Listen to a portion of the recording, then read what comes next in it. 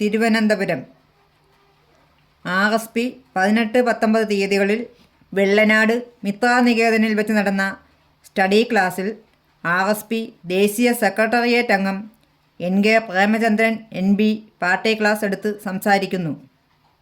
BJP പഴയകാല പ്രതാപത്തിലേക്ക് തിരിച്ചു വരും, അല്ലെങ്കിൽ ഒരിക്കലും BJPക്ക് ഈ അപ്രമാദിത്വം ഒരു കാരണവശാലും 2019 ഉണ്ടായതിന് സമാനമായ അപ്രമാദിത്വം ഉണ്ടാകാൻ പോകുന്നില്ല.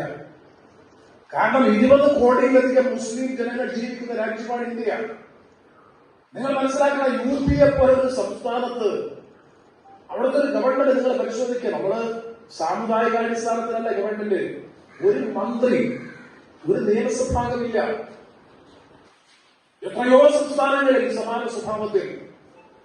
അപ്പൊ ഇൻക്ലൂസീവ് ആയിരിക്കണമല്ലോ. ഡെമോക്രസി എന്ന് പറയുന്നത്, ജനാധിപത്യം എന്ന് പറയുന്നത് എല്ലാവരുടെയും പ്രാതിനിധ്യം ഉറപ്പുവരണം. അതിനാണല്ലോ നമ്മുടെ പട്ടികവർഗ സംവരണം ഭരണഘടന ഏർപ്പെടുത്തിയത്. എന്തിനാണ് നിയമസഭാ സീറ്റുകൾ സംവരണം ചെയ്യുന്നത്? സീറ്റ് വാങ്ങി 2019 ജയിക്കുമ്പോഴും BJPക്ക് മൊത്തം ലഭിച്ച വോട്ടിംഗ് പെർസെന്റേജ് കഷ്ടിച്ച് 31%. എന്ന് പറഞ്ഞാൽ അതിന്റെ അർത്ഥം 69% വോട്ടർമാർ BJPക്കെതിരായി എഴുതി. 31% വോട്ട് വാങ്ങിയിട്ടാണ് 303 സീറ്റ് വാങ്ങിയത്. അപ്പൊ രാജ്യത്തെ ജനങ്ങളുടെ പൊതുബോധം മതേതര രാഷ്ട്രീയത്തിന് അനുരോധമായിട്ടുള്ളതാണ്, വർഗീയതയ്ക്കെതിരായിട്ടുള്ളതാണ്. 14-ലും 19-ലും എന്ത് സംഭവിച്ചു എന്ന് ചോദിച്ചാൽ, പ്രതിപക്ഷ അനൈക്യമായിരുന്നു BJPക്ക് അധികാരത്തിൽ വരാൻ അവസരമൊരുക്കിയത്.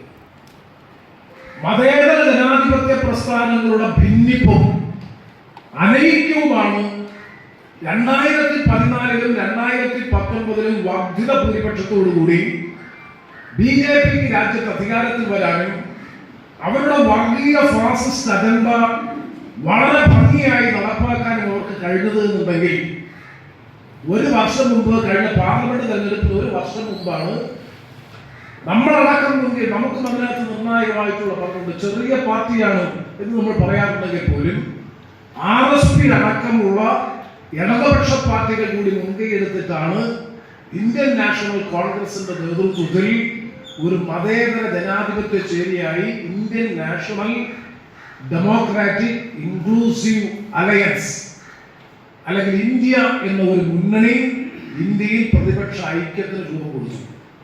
ഇന്ത്യൻ നാഷണൽ ഡെമോക്രാറ്റിക് അല്ല, ഡെമോക്രാറ്റിക് ആയിരുന്നു നമ്മൾ നിർദ്ദേശിച്ച പേര്. ഈ നിതീഷ് കുമാർ എന്ന് പറയുന്ന ജനതാദൾ യുണൈറ്റഡ്, അന്ന് അദ്ദേഹം അപ്പോൾ തന്നെ അസ്വാരസ്യം പ്രകടിപ്പിച്ചിരുന്നു.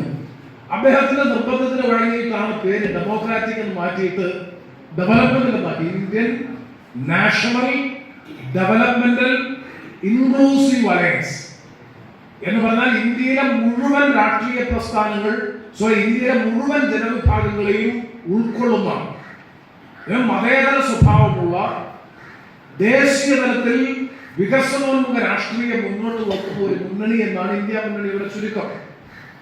അങ്ങനെ ഒരു പ്രതിപക്ഷ ഐക്യം രൂപപ്പെട്ടപ്പോ BJPയുടെ തേരോട്ടത്തെ പ്രതിരോധിക്കാൻ, BJPയുടെ വളർച്ചയെ മുന്നേറ്റത്തിന് കൂച്ചുവിലങ്ങാൻ ഇന്ത്യൻ പ്രതിപക്ഷ പ്രസ്ഥാനങ്ങൾക്ക് കഴിഞ്ഞു എന്നുണ്ടെങ്കിൽ, അതാണ് ഗൗരവത്തോടുകൂടി ഈ കാലഘട്ടത്തിൽ നമ്മൾ വിലയിരുത്തേണ്ടത്.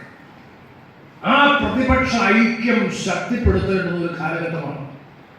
മതേതര ജനാധിപത്യ പ്രസ്ഥാനങ്ങളുടെ കൂട്ടായ്മയെ ഇന്ത്യൻ രാഷ്ട്രീയത്തിൽ കൂടുതൽ ദൃഢീകരിക്കാൻ കഴിഞ്ഞില്ല എന്നുണ്ടെങ്കിൽ വീണ്ടും BJP പഴയകാല ശക്തിയിലേക്ക് തിരിച്ചു വരുമെന്ന തിരിച്ചറിവ് ഇന്ത്യയിൽ ജനാധിപത്യത്തിൽ വിശ്വസിക്കുന്ന, മതേതരത്വത്തിൽ വിശ്വസിക്കുന്ന രാഷ്ട്രീയ പ്രസ്ഥാനങ്ങൾക്ക് കഴിഞ്ഞില്ല എന്നുണ്ടെങ്കിൽ അൾട്ടിമേറ്റ് ഗോൾ, BJPയുടെ അവസാന ലക്ഷ്യം, ഇത് ഞാൻ ചുമ്മാ പറയുന്ന ഹിന്ദു സ്റ്റേറ്റ്, ഹിന്ദുസ്ഥാൻ, അതാണ് BJP മുന്നോട്ട് വെക്കുന്ന ഒരു രാഷ്ട്രീയം. ഇന്ന് ആ